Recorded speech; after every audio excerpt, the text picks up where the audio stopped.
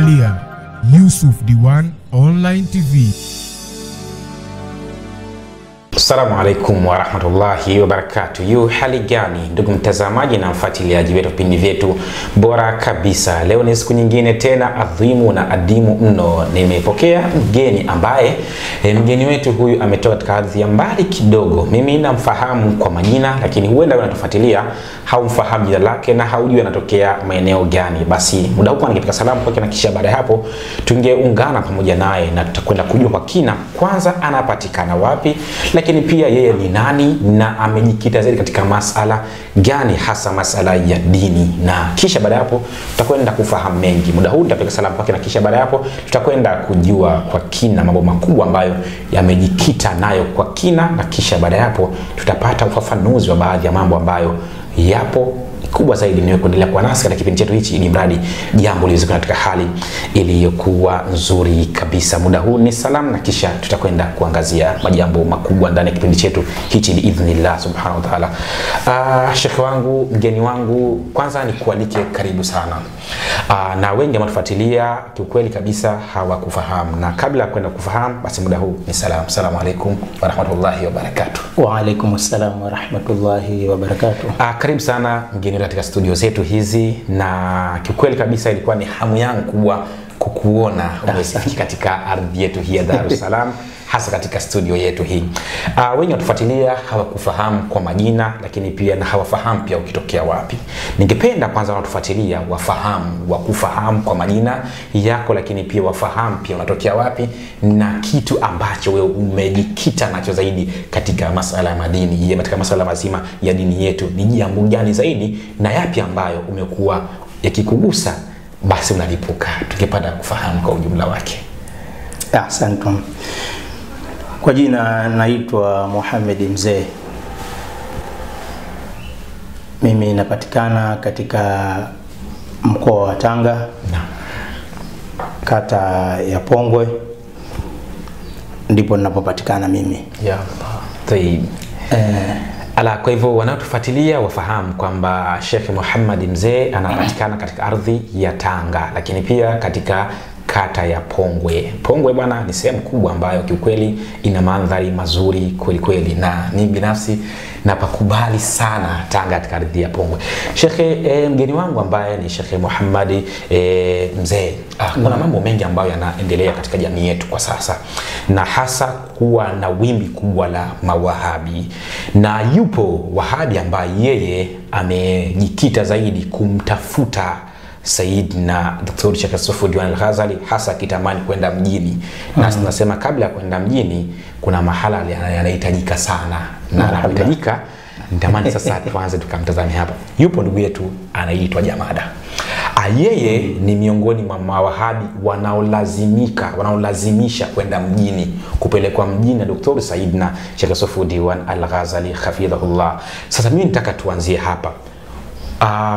Kwa muda mrefu sana umekuwa ukimhitajia kijana huyu arudi katika mjadala wenu ule ukizungumzia mada hii ambayo sisi tulikuwa tukiiendesha. Sasa swali langu kwako, kijana huyu kwanza unamfahamu vipi, lakini pia katika sala hili la mjadala huu wa Mwenyezi Mungu kuwa yuko juu, yuko mbinguni, au wao wenyewe pia wajichanganya katika wanaita pia yupo katika arshi, hili sala hili limekaaje na namna unavyomjua kijana huyu na namna wa mustawa wake na kwa ujumla wake, yani yukoje na unamuhitaji katika hali na namna gani ili msimame katika mada hiyo? Naam. Kwanza asante sana kwa kunikaribisha katika kituo chenu hiki. Naam. Mimi ni mzawa wa pale Pongwe. Naam. Nikizungumzia mzawa, yani ukinitafutia tabibi aliyemzaa bibi aliyemzaa bibi. Naam. Ni pale. Mashaallah. Na najivunia kuwa kwetu ni Pongwe. Alhamdulillah. Mashaallah. Jamada kwa ninavyomfahamu mimi ni mwanafunzi wa Kasim Mafuta. Naam. Kuna bwana mmoja anaitwa Kasim Mafuta, ni maarufu, ambaye yeye kituo chake kikubwa kipo Pongwe katika kueneza masala ya dini kwa mlolongo wao Wahabi au ule usalafi wa hovyo hovyo. Maana ameoka. Ala Wahabi wa usalafi wa hovyo hovyo. Kwa sababu hapana salafi hakuna salafi wa hakika katika kufuata wala nini kutokana na matendo yao. Sasa Jamada ni mwanafunzi wa Kasim Mafuta, tena ni mwanafunzi tegemezi. Walikuwapo mwanzo tegemezi, lakini kwa sasa yeye ni tegemezi kwa Kasim Mafuta. Kwa Kasim Mafuta. Na alivyo kwamba kwa mazingira ya kwao kuna protocol zao, sio kama unajizungumzia. Yaani ukimwona amezungumza basi fahamu kwamba ndio taasisi hiyo imesema. Ukipiga radi yani fahamu kwamba ndio taasisi ile imesema. Manake umeipiga radi taasisi. Yani ukimwambia Jamada, na ndio maana hata misikiti anazungumzia yote ni misikiti ambayo ipo chini ya ile taasisi yao ita Ibn Taymiyyah Foundation. Yote iko hivyo. Sasa na pale huzungumzi ila utazungumza kwa protocol zao zile. Allahu Akbar.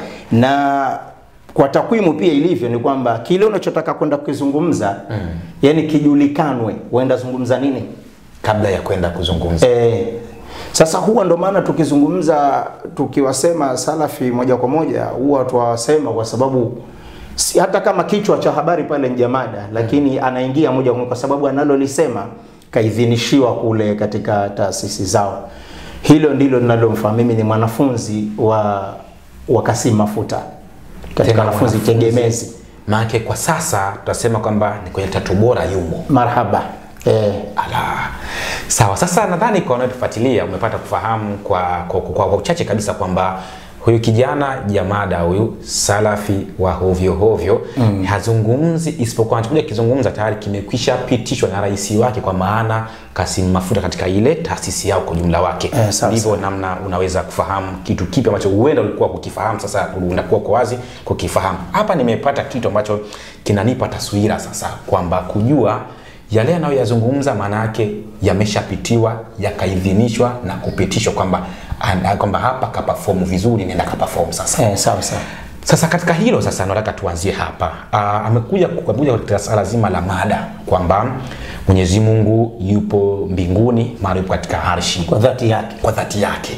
Kwamba yupo ndo mahala pake alipo. Sasa mada hii alirusha mpira kidogo wakati umekwisha anza naye, na watu wengi huenda walikuwa wafahamu kwa sababu ilikuwa haipo duniani tunasema kwa sasa.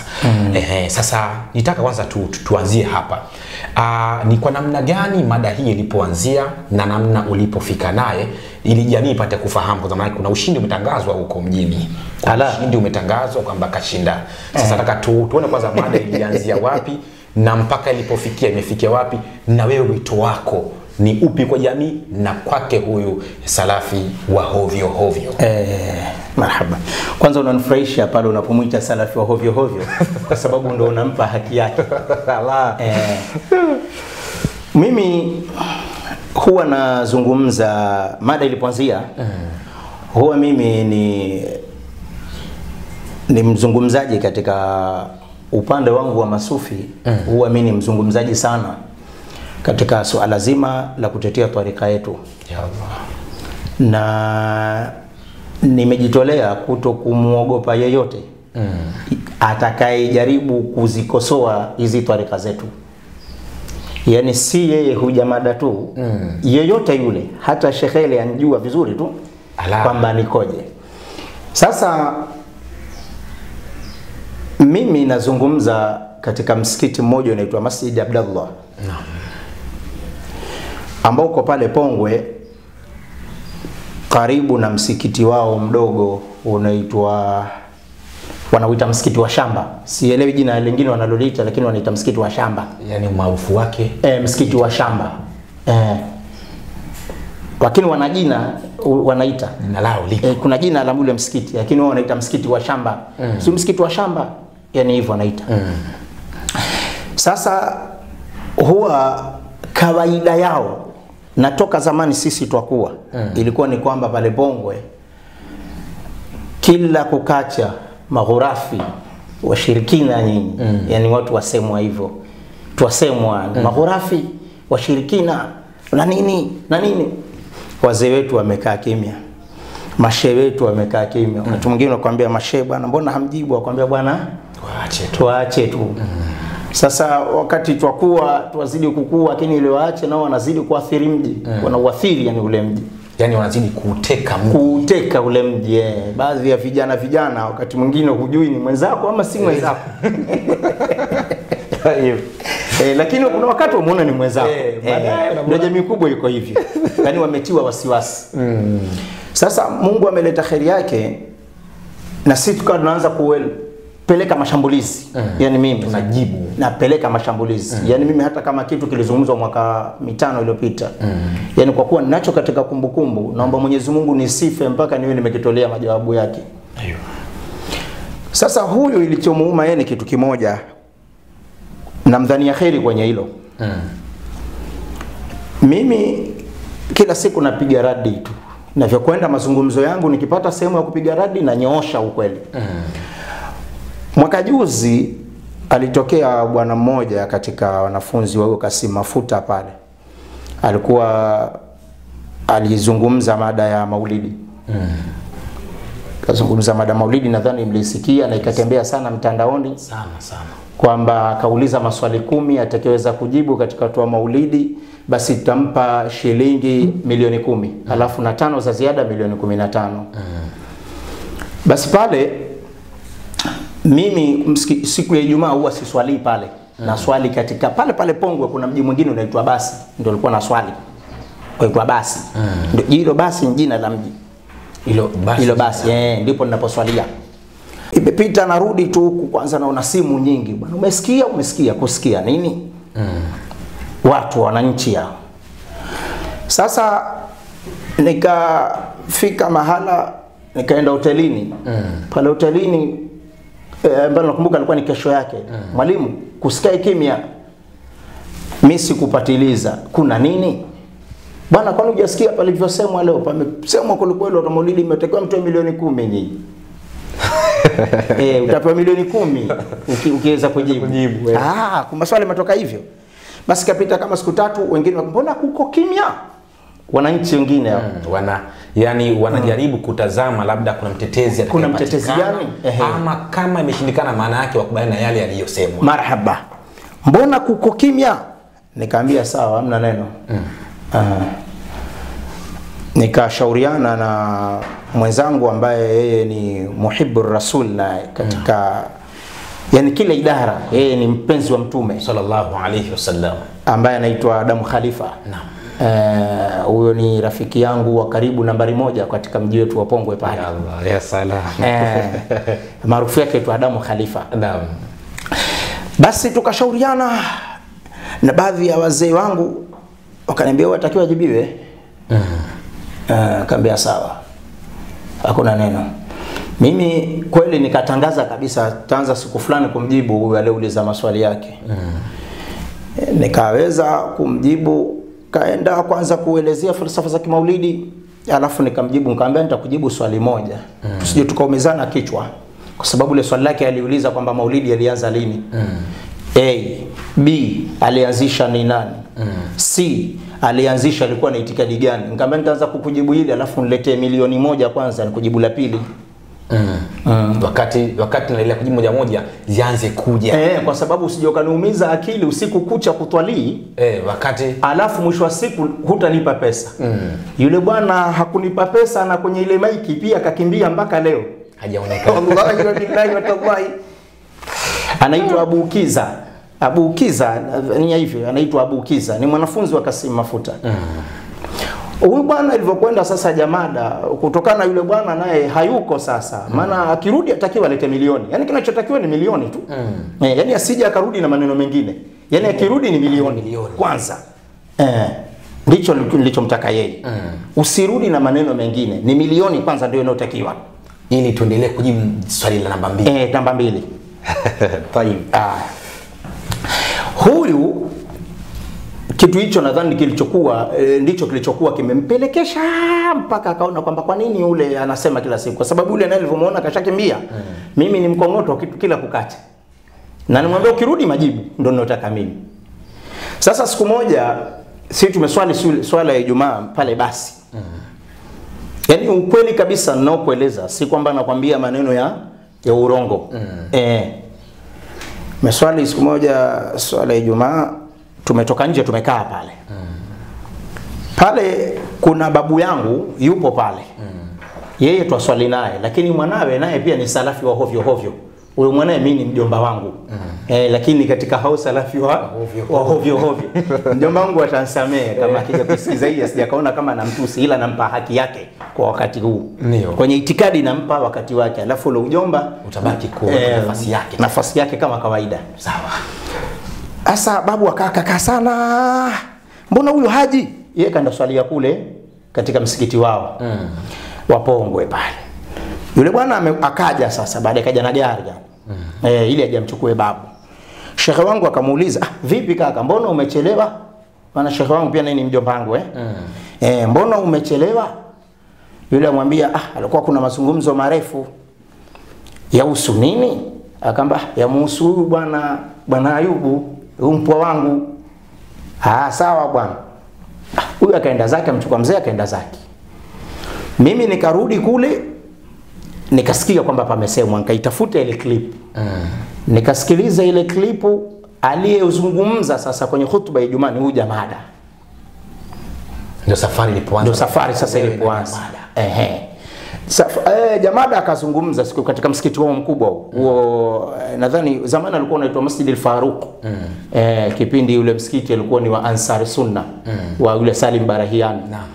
Sasa walivyo gawanya sio imekwendaje ule msikiti, ni sio umetokaje kutoka Uanswari kuja usalafi wa ovyo ovyo.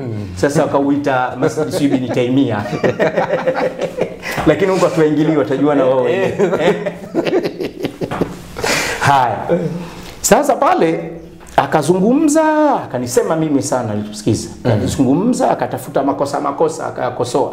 Makosa mengine aliyafanya toka mwaka 2009 huko. Akayatafuta. Akalikosoa pale. Nafahamu ndio safari yetu sasa ilipoanza.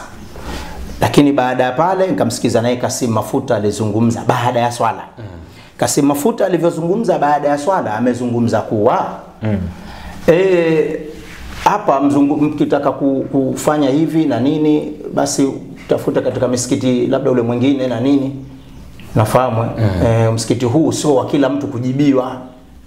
Kwa hiyo huo msikiti wa Ibn Taymiyyah huo msikiti mkubwa kila mtu. Kila mtu. Kwa sababu ukinijibu katika msikiti ule na mimi utaniingiza mjini.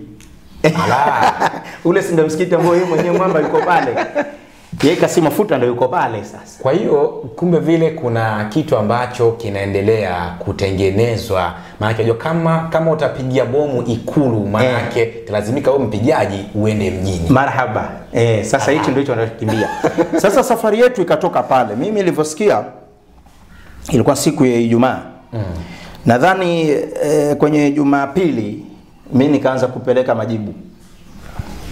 Kwa vile yalivyokuwa akizungumza, maana aligusia mpaka mada hii ya Allah, akaitolea aya ushahidi ile amintum man fis samai an yakhsifa bikumul ardha fa idha hiya tamur.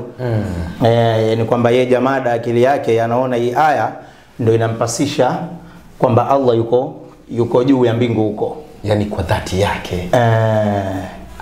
Nafahamu Sasa basi mimi nilivyojibu, nikajibu ile hali alikuwa najibu kwa wakati mmoja mgumu sana, kwa sababu nao kipindi kile alikuwa mke wangu hayuko vizuri kiafya. Yuko kwao huko. Sasa nalazimika kwamba nijibu, lakini huku ni jadili sana kwenda kwa mke wangu. Maki hapo nataka niweke hata ile kwamba ile wakiona mtu haupo kidogo wanaweza kuambia umekimbia. Hawachelewi. Hawachelewi kwa sababu pia nilisema ile mbona anakuwa hayuko, kwa sababu alikuwa kile ikifika siku ya Alhamisi hivi huwa lazima niondoke. Niende kule katika kijiji cha mke wangu kule kuna sehemu moja Digo inaitwa Vuo. Njia kwenda Mombasa kule. Ala, kwa hivyo ukitoka wanaweza wakasema. Sasa yeye kama amekazungumza Alhamisi na Ijumaa, ndo akaanza hapo Jamada kuzungumza. Sasa bwana, mjadala wetu sasa labda ulipoanzia sasa hapo tukaenda. Jamada akaanza kuzungumza. Akatoa aya ambazo aya nyingi nilizomsikiliza ambacho wamenichosha ni kitu kimoja. Hakutaja aya hii labda laisa kamithlihi shay'un wa huwa as-sami'ul basir. Yeye aya hakuwa na haja nayo. Aya zake yeye alikuwa anazotaja ni aya katika ayatu mutashabihati ambazo ni Ar-Rahman ala al-arshi istawa thumma istawa ala al-arshi. Hizo ndo aya zake kuu kwanza. Yani ndo msingi wake. Marhaba. Msingi wake uko hapo. Hadithi ambayo ndio msingi wake ni hadithi ya Jaria. Yule alipoulizwa aina Allah, yakasema fi sama. Basi yeye ndio ikawa ndo msingi wake uko sana sehemu hiyo. Na wanazuoni kawa nawataja, anawasingizia tu urongo. Singizia kina Imamu Sijizi, kina Abdul Qadir al-Jailani, kina Abu Ya'la, kina Abu al-Hasani al-Ash'ari. Akawasingizia sana watu hao kwamba hao pia wamesema Mwenyezi Mungu yuko juu, Mwenyezi Mungu yuko juu. Sasa mimi ikawa mjadala wangu tunakwenda kwamba yeye anaonyesha Mwenyezi Mungu yuko juu. Mimi kazi yangu ni kumuonyesha kwamba Mwenyezi Mungu hayuko juu. Mwenyezi Mungu yupo bila sehemu. Yeye ndio kazi yangu. Kila ninapokwenda Mwenyezi Mungu yupo bila sehemu. Na katika uthibitisho huo ambao ulikuwa nikienda naye, maana yake kawaida mjadala ninavyofahamu mimi, maana twende mpaka ile sababu sasa ya kumhitaji. Ninavyofahamu mimi mjadala, unautoa mada yako, nakuja natoa, unapiga taaliki, napiga taaliki, unauliza maswali, najibu. Tuko pamoja hapa? Naam. Jamada amefanya hivi. Mimi nikaanza kumjibu zile nukta zake. Kabla ya kumaliza kumjibu zile nukta zake, Jamada akavuruga kwanza, akaingia. Yaani si unataka msubiri mimi nimalize kujibu yale. Maweza kujibu. Yeye akaingia akaanza kuvuruga yule. Nikamwambia mbona hapo wavuruga? Kwa sababu yeye alikuwa wakati akizungumza anazungumza huo msikiti wao wa shamba. Msikiti wa shamba na msikiti ninaozungumza nao mimi, yani kiwanja cha mpira ni mbali, ni goli mpaka goli. Yani si mbali hivyo, ni karibu tu. Kiwanja cha mpira kile goli mpaka goli pia ni mbali. Yani kama mita 50 70. Tunakutana na msikiti wake. Nikizungumza maana yake anasikia. Na yeye akizungumza huwa anamsikia. Sasa nikamwambia mbona unaharibu shekhe? Usiingilie kati, tulia. Najibu kwa. Lakini akaribu vile vile akaenda. Mimi lakini kazi yangu kukosoa. Yaani mfano kama alimnata sana imamu huyu Asijizi. Nikamwambia yeye asema urongo. Asijizi haja kuthibitishia kwamba Mwenyezi Mungu yupo juu kwa dhati yake. Mimi nikampeleka kwenye kitabu cha huyo Imamu Asijizi. Kitabu chake inaitwa Ar-Risala. Nikamwambia ona Imamu Sijizi asema hapa Mwenyezi Mungu hana makazi, ana Allahu la makana la. Ndio msimamo wake huyo. Wewe maneno umeyapata wapi? Mbona wasingizia? Aya, tumekwenda mpaka akauliza maswali. Aliniuliza maswali 10. Jamada aliuliza maswali 10 kwa wakati mmoja. Alivyouliza watu wakawa nasubiri majawabu. Mashabiki wake wale haya sasa yani wale masafi wa hovyo wale wadogo mashabiki sasa. Sasa basi mimi nikayajibu yale maswali haya. Ilikuwa atakiwa aje aniambie kwamba hapo umejibu vibaya. Lakini bahati nzuri alikuwa kila nikimjibu namjibu na ushahidi. Yani simjibu nani? Yani namjibu afu namjibu na ushahidi. Namjibu na ushahidi.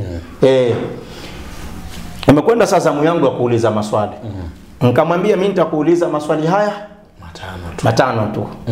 Ukinijibu moja, yani moja tu ukinijibu, mimi naivaa suruali yangu au makanzu yangu hapa kwenye goti chini yake kidogo, ili nionyeshe mimi kwamba ndio salafi wa hovyo ukweli sasa. Ndio mwana sunna. Ukinijibu moja. Sasa bwana Jamada alikwenda akajibu. Yani alivyojiona yeye kajibu. Ambapo nimkumbushe yeye mwenyewe Jamada. ili ajione kwamba alizungumza utumbo na hivi sasa hivi anavyosema kwa maswali ni ya kike. Alimshirikisha mzee mmoja anaitwa mzee Mkombolagua. Kuna mzee mmoja anaitwa mzee Mkombolagua, alijibu maswali mpaka kufika swali la 4. Akaambia swali hili bwana hata Mkombolagua anaweza kujibu. Labda niulize swali kwamba Mwenyezi Mungu alikuwa hapo kabla ya kuumba sehemu. Kabla ya kuumba arsh. Sawa? Kabla kuumba hiyo mbingu. Kabla kuumba mbingu. Sasa wewe leo hii ukisema Mwenyezi Mungu yupo juu ya mbingu au yupo katika mbingu au yupo juu ya arsh, kabla ya kuumba alikuwa wapi? Yeye swali limemshinda hilo. Akamuita mzee Mkombolagua. Ni mzee mmoja wa Pongwe wa Kisambaa. Ni mzee wa Kisambaa mpaka kabila lake ni Msambaa. Maana nitaka nielewe vizuri kwamba namkusudia Mkombolagua gani. Ambaye ni mwenzao pia. Maana yake ni salafi wa hovyo hovyo. Ni salafi wa hovyo hovyo, aiwa. Sasa akamshirikisha hata swali hili bwana anaweza kujibu. Ule mzee Mkombolagua kweli akaja. Njoo bwana Mkombolagua ujibu. Mkombolagua akaenda kwenye meza pale kwenda kujibu. Lakini alichosema Mkombolagua sana sana ni kusema tu kwamba bwana wajua sijui aya zikishasema ndo zimesema wewe sijui nini. Yaani hana alichojibu. Maana mimi nauliza alikuwepo wapi Mwenyezi Mungu kabla ya kuviumba? Ndio swali langu lilikuwa liko hapo. Ikiwa leo yuko juu ya hapo. Sasa mimi nikaona huyu ananichezea, mbona aletea uhuni mpaka kwenye masala haya? Mimi sikukubaliana naye. Nikarudi katika maiki. Nikamwambia nilikuuliza swali la kwanza hivi, la pili nilikuuliza hivi, la tatu hivi. Hujanijibu. Nikataja majibu yake aliyoyataja. Bwana wewe ulisema hivi, ili mbona sio jibu nilivyokuuliza mimi ni vingine? Wewe unachotakiwa ni kujibu haya maswala, sio kuzungusha. Yaani kutakona kona isaidii kitu. Bwana Jamada, rudi bwana uje uonyeshe. Alafu ukizingatia hii ni dini. Hii ni dini. Marhaba, namwambia hivyo.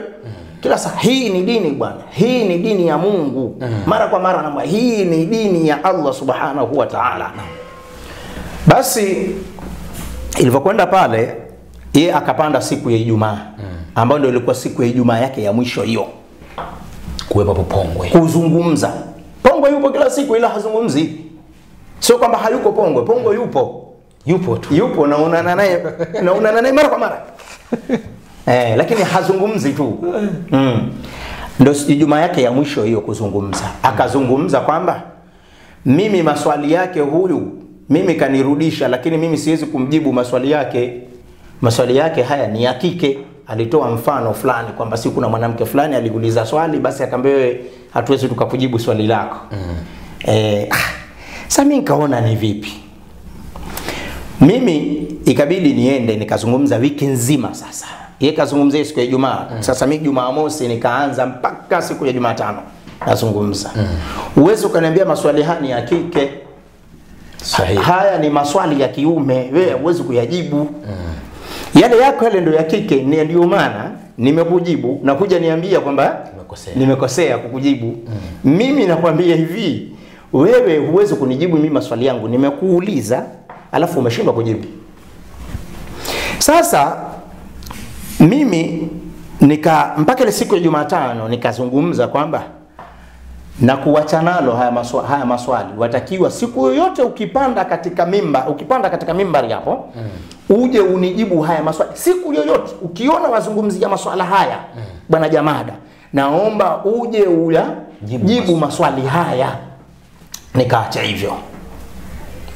Tukaenda mpaka kufika katika mwezi wa Shaaban. Kufika mwezi ule wa Shaaban nimekwenda nao na darasa zangu ambazo inawezekana kama itakuwa alikuwa katika grupu zile mnafuatilia. Itakuwa alikuwa mwaziona labda nafundisha al-masail al-muntakhaba, nafundisha fiqhi, na sira. Na as-sa'iqatu al-muhriqa. Pia nakifundisha ambacho nawakongotea vibaya mno hicho kitabu.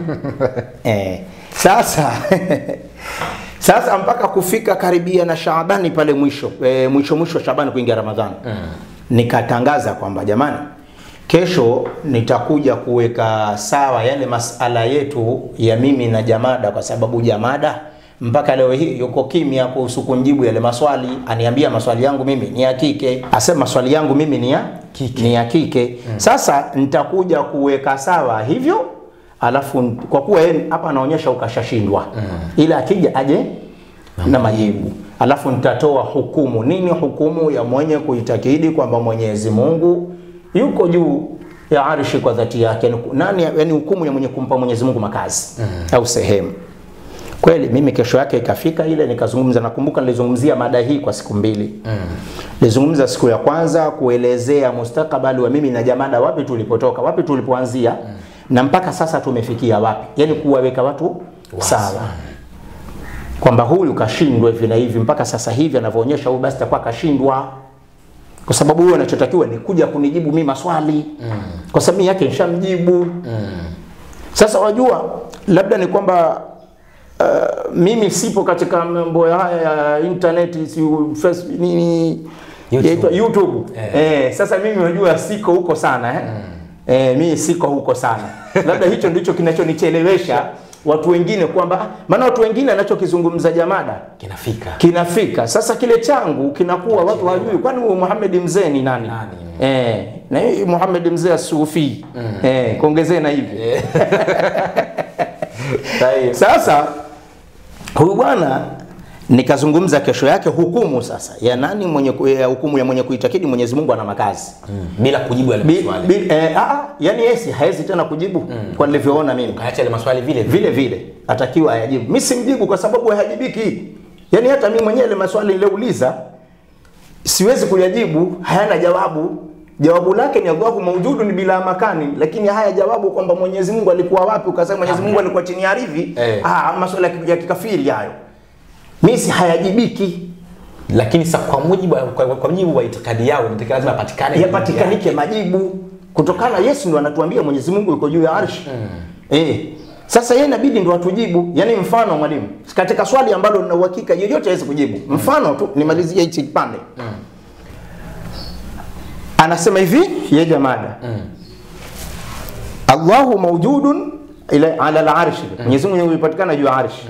Na arshi huwa fawqa as-sama. Arshi iko juu ya mbingu. Ikitoka mbingu inakuja nini? Arshi. Alafu Mwenyezi Mungu anakuja juu sasa. Ukiniambia hivyo sasa, nilichomueleza yeye sasa, tayari ina maana Mwenyezi Mungu kuna sehemu kaanza. Kwa sababu hapa hamna mbingu. Mbingu iko juu ile pale tuiona. Alafu juu yake huko kuna arshi. Baada ya arshi wasema ndio iko Mwenyezi Mungu. Sasa ina maana Mwenyezi Mungu kuna sehemu kaanza. Yani kaanzia. Sasa je, ina maana Mwenyezi Mungu ukitoka arshi afuata nani? Mwenyezi Mungu. Ina maana kitu cha namna hiyo lazima kitakuwa kina mpaka. Yani kitoka mimi waja wewe, hapa lazima kuwe na mpaka. Swali langu, Mwenyezi Mungu ana mpaka? Atakwambia hana. Kama hana, mbona wewe wasema Mwenyezi Mungu yuko akitoka arshi ndio? Sasa hilo swali nilimuuliza huyu jamaa. Sasa hawezi kutoa jawabu. Na ni jamaa tu au kwa ujumla wao? Ni kwa ujumla wao. Nikisema na huwa naeleza, nikipiga pale huwa mimi napiga grupu zima, sichagui Jamada wala nani. Hii ni grupu zima. Yani kila Jamada, kila aliyokuwa na itikadi kama ya Jamada anahusika na swala analoitakidi Jamada. Unafahamu Sasa huyu bwana anakosa lile jawabu. Mimi nikazungumza kwamba basi mimi nitazungumza hukumu ya mwenye kuitakidi kwamba Mwenyezi Mungu ana sehemu, hukumu yake ni nini? Kweli kesho yake nilipofika nikazungumza sana. Ukazungumza hukumu yake inapokuwa. Mfano nimemtoa Imamu Abu Hanifa. Huyu anazungumza kwamba huyu anakuwa kafiri mwenye kuitakidi Mwenyezi Mungu ana mahala. Basi huyo ni kafiri tena bila shaka. Basi na shaka. Na mimi ndio itikadi yangu. Na ndio maana nilimwambia huyu Jamada, wewe ukichinja na kugundua umechinja huwa misili. Na ndio itikadi yangu, utakaposimama siku zote hapo. Atakayechinja basi huwa misili. Kama itikadi yake iko hivi akili ya kwa Mwenyezi Mungu ana makazi. Kwa sababu huyu ni kafiri. Basi nikamzungumza vile. Hakukutoka jawabu kabisa. No. Tu pamoja mwalimu eh? Kwa pamoja kabisa. Ramadhani ikaingia. Ramadhani imeingia mpaka Ramadhani imemalizika. Ilivyopita imeingia hii Shawwal. Mimi sina hili wala lile. Akanipigia simu chawa wa Jamada. Napenda nimhifadhi jina ili siku ya pili asije akatishika kuniletea taarifa na ujumbe. Gayo chawa karibu. Chawa wa karibu. Sasa akanipigia simu, kaka vipi? Safi bwana hivi na hivi. Safi kwema. Sawa. Akaniambia bwana Jamada yuko Mtimkavu. Mtimkavu ni Makorora mjini pale. Ni Tanga mjini pale kuna mtaa waitwa kuna kata inaitwa Makorora. Sasa pale Makorora pana msikiti wao. Salafi wa hovyo hovyo. Pana msikiti wao ambao ndio yupo yule Muhammad Mafuta. Yupo Muhammad Mafuta pale. Sasa bwana anambia bwana yuko Mtimkavu. Sawa. Mjibu Yusuf Diwani. Kwanza nikashtuka sana. Nikashtuka, mjibu Yusuf Diwani kuhusu nini? Anambia ile mada zile za nani yule. Lakini atashindwa bwana Yusuf Diwani. Basi ikawa tutumia kitu kimoja. Kwenye WhatsApp. Yeye anatumia sasa kwenye WhatsApp, mimi najibu kwenye WhatsApp. Alafu yeye amtumia Jamada. Jamada sasa ile nifikishie mimi, anamtumia yeye sasa. Alafu yule anifikishie mimi maneno ya nani? Ya Jamada. Kwa sababu mimi sina namba ya Jamada na sihitaji kuwa nayo. Maana yake kuna mtukati. Mtukati sasa ile wasila pale katikati. Huyo chawa. Katika mazungumzo kazungumza Jamada anachozungumza ni kwamba sasa manake huyo Muhammad mzee mwenyewe ameshindwa. Huyu Yusuf Diwani ndio hatoweza kabisa. Manake anajipa ushindi. Anajipa Nilicheka sana. Sasa wakati nacheka hata kile kicheko changu nikakituma. Baadaye yule Jamada yule akamtumia. Jamada asema hivi, wajua bwana, wajua kwa nini hapo Sheikh Muhammad mzee anachocheka hapo? Hapo anacheka kwa sababu anajua wazi Yusuf Diwani hawezi. Kwa sababu haya mambo haya yataka kutwalia. Yataka utwalii kisawasawa usiku kucha sangine utwalii. Sasa Yusuf Diwani ataweza wapi? Nitamkongota ule mpaka watu wamuone udhaifu wake. Sasa nikaona kumbe huko kaka ushindani. Kwa Yusuf Diwani kumbe hayupo katika dini, yupo katika ushindani. Ushindani. Sasa maana Yusuf Diwani yupo asema aagua. Yuko kwenye kuagua nafikiri ataweza kutwalii. Basi nikacheka sana. Alinifurahisha sana. Aliponieleza maelezo yale. Mimi nikatuma ujumbe nikamwambia katika masala haya wewe Jamada usiseme kwamba utamshinda kwa sababu naye humjui alivyo. Aweza akakuhangaisha, aweza akakushinda pamoja na mambo yake mengi. Lakini aweza akakushinda. Nafahamu wapi hiyo si nini akajifanya hivyo anavyo anajua yeye. Yani akajaribu kuonesha kwamba yeye katika anga hilo kwamba yuko fiti kuliko yoyote. Sasa kitu ambacho tunachoweza labda kukwambia Sheikh, katika kitu ambacho mgeni wangu tunacho enjoy sisi katika studio zetu hizi, hamna kama kupopotoa. Tuna neno letu kupopotoa, yani ni kitu ambacho tunafurahi sana kuliko tunafanya masuala yetu mengine ya tiba. Yani hatuenjoy kama tunavyoenjoy kuzungumza sawa masalafi wa hovyo tunaenjoy sana. Marahaba. Na mimi naona sasa huyu ni kwa nini sasa nimemwambia arudi. Mwambia arudi kwa sababu huko alikuwa hatujamalizana. Ni kwa sababu nimeona kwamba huyu yani nataka kwenda mjini kupitia watu ambao tayari walishatangulia. Watu ambao tayari washafika. Kwa hiyo nataka afikishwe. Sasa naye nataka afikishwe. Sasa alafu nikaona pia huu ni utovu wa adabu. Sasa sina budi kukingia kifua kwa sababu hata huku mtajihangaisha naye tu bure. Kwa sababu mtakwenda na wewe utakuja muuliza maswali, huyo hataweza.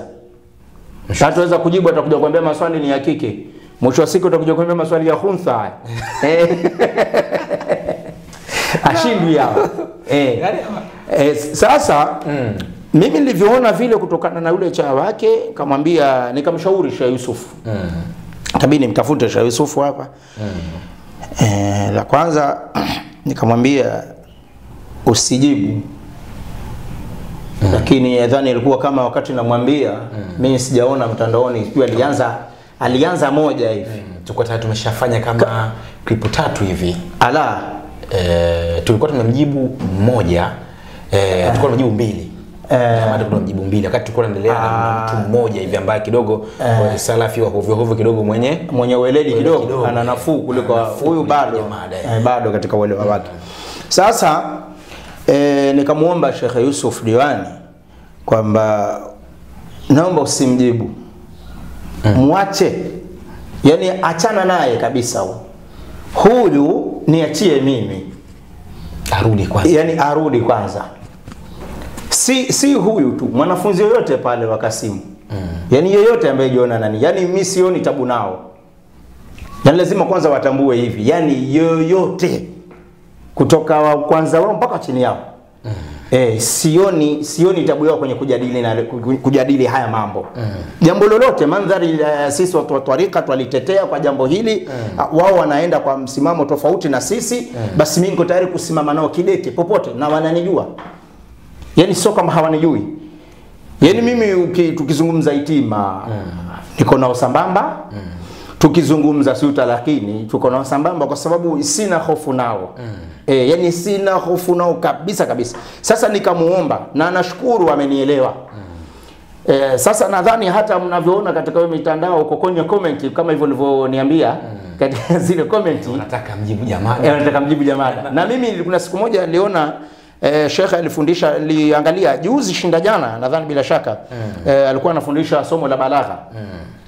Katika dakika kama ya 6-5 nikasikiza Sheikh Yusuf Diwani anazungumza kwamba kuna watu wamenishauri wanataka mimi niache. Mmoja wapo ni mimi.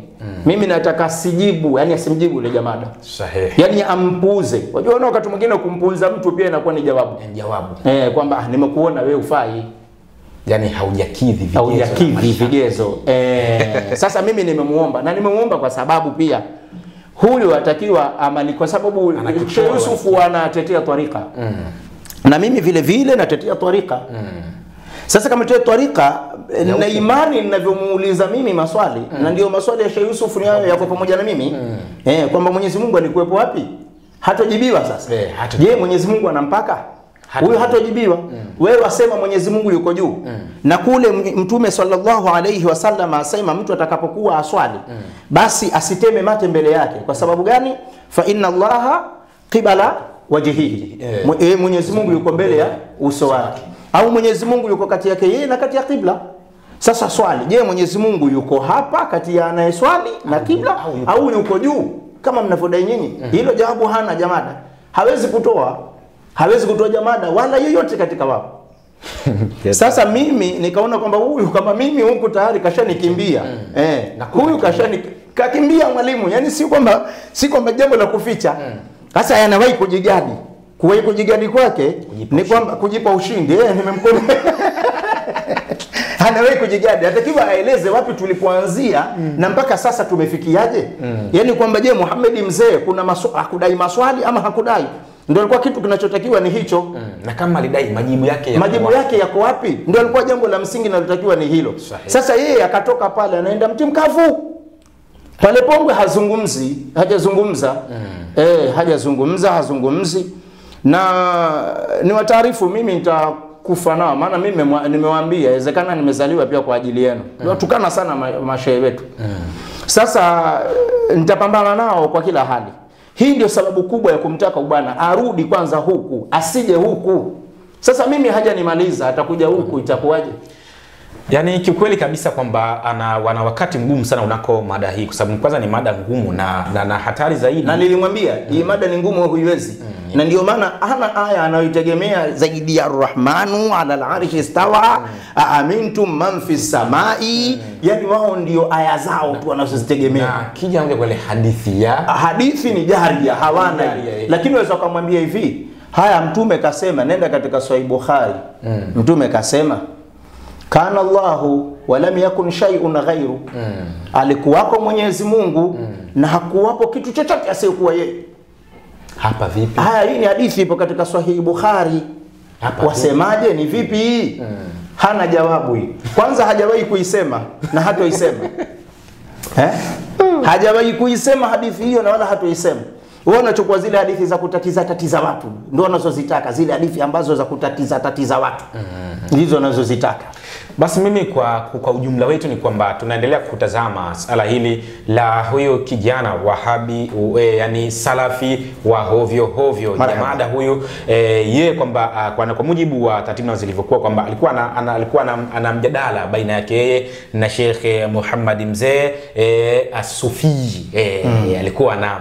Alikuwa na mjadala naye kuhusiana na sala zima la Mwenyezi Mungu, kwa yeye akiamini kwa Mwenyezi Mungu yuko juu, na Sheikh wangu hapa, mgeni wangu, yeye akiamini kwamba Mwenyezi Mungu yupo bila ya sehemu. Na ikawa kuna maswali yalitolewa na Jamada, Sheikh akayajibu kwa ukamilifu wake, yakatolewa majibu maswali 5, hakupata majibu mpaka hivi sasa tunavyozungumza. Kwa hivyo akataka kukimbia kwa Saidina Sheikh Yusufuddin Al-Ghazali. Nasi tunasema kwamba mjini hatukupeleki, cha msingi rudi kwanza Pongwe, kajibu maswali ambayo uliulizwa, maswali 5 haya, kisha sasa baada ya hapo watu waanze hapo kweli katika sala lingine. Naomba nikurudishe kidogo, samahani. Katika moja zile klipu aliwahi kuzungumza kwenye simu yangu, sijui kama itakuwa zishafutika ama zipo. Aliwahi kuzungumza, asema katika ile kumpitia yule wasila yule chawa, asema kwamba mimi simjibu maswali yake, mimi simjibu, na najua aumia kuto kumjibu maswali yake, au maswali yake ni ya kike hayo. Akamtoa Imam, asema Maliki mwenyewe alipoulizwa maswali kama hayo akagomba, yani uso ulikasirika, afu akalazimisha yule mtu atoke nje. Sasa mimi najiuliza kitu kimoja mwalimu. Imam Maliki rahimahullahu, yeye alikasirika kweli kuulizwa swali hilo kwamba hiyo istiwa, yani Mwenyezi Mungu hiyo kaifa istiwa, yani yukoje sasa huko. Yeye alikasirika, sio?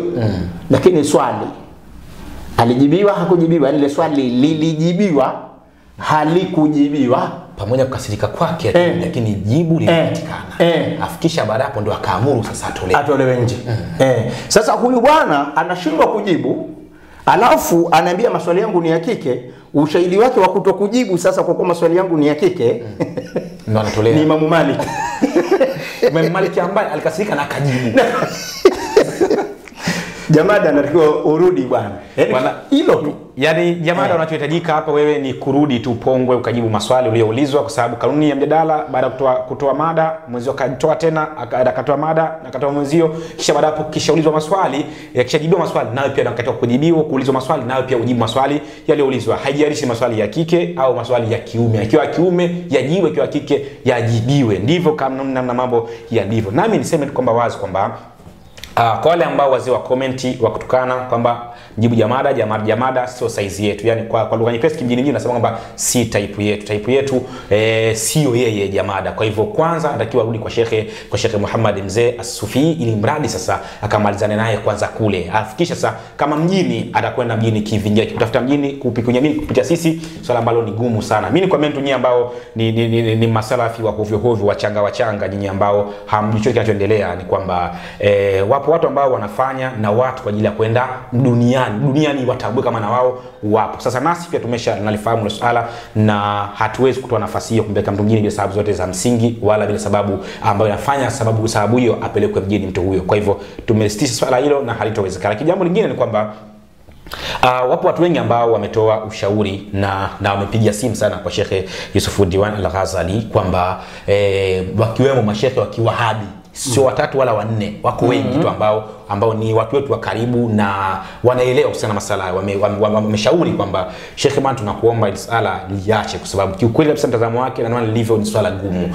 Kwa kuwa huyu kijana yeye kaja kulizungumza swala, tunakuomba usilijibu hili swala, hasa kijana Jamada achana naye, mpuuze tu. Na hata yule ambaye alikuwa anarusha mjibu, hebu mjibu, achana naye, kwa sababu tutazama mazungumzo ni yale ambayo kwa fupi kwamba huenda watu pia sipate faida kwa sababu mazungumzo ambayo yanafanana. Kwa hivyo hawa ni miongoni mwa mashekhe wa Kiwahabi au mashekhe wa Kisalafi wa ovyo, lakini nao pia wameomba sana Sheikh Yusuf Al-Ghazali asiweze kujibu. Kwa hivyo kwa hiyo ambao nataka kujibiwa, sisi binafsi ridhaa kabisa tunapeleka mzigo huu kwa shekhe wetu hapa, Sheikh Muhammad Mzee As-Sufi, aende ili uende ukajibiwe. Kama unataka kujibiwa, basi bila shaka sisi kijiti hichi tunakipeleka kwake.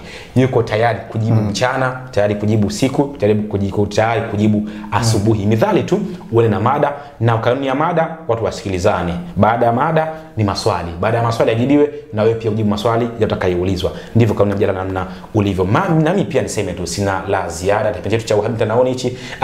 Shekhe mgeni wetu huyu, sisi binafsi tunatamani sana pia kutembelea pale Pongwe, tukajaribu kupata mawili matatu pale Pongwe. Ila nafikiri pia nafasi ya tunayo, tunaandaa muda tu atenzetu pale Tanga Pongwe, tukatazame mandhari, lakini pia tukapata mawili matatu kutokea pale kwa mwamba huyu mgeni wetu huyu Sheikh Muhammad Mzee As-Sufi, tukapata ile kwa mazuri kabisa. Mimi nikwambie tu kwamba kipindi hichi kutosha kwamba kujua kwamba mkimbiaji aliyekimbia ni Jamada ndio aliyokimbia, kwa sababu maswali ya kujibu akida ni ya kike ambayo yalimshinda kabla ya kumvamia mtu mwingine. Maswali yanatakiwa yapatikane majibu yake biidhnillah subhanahu wa ta'ala. Assalamu alaykum wa rahmatullahi wa barakatuh. Unaangalia Yusuf Diwan Online TV.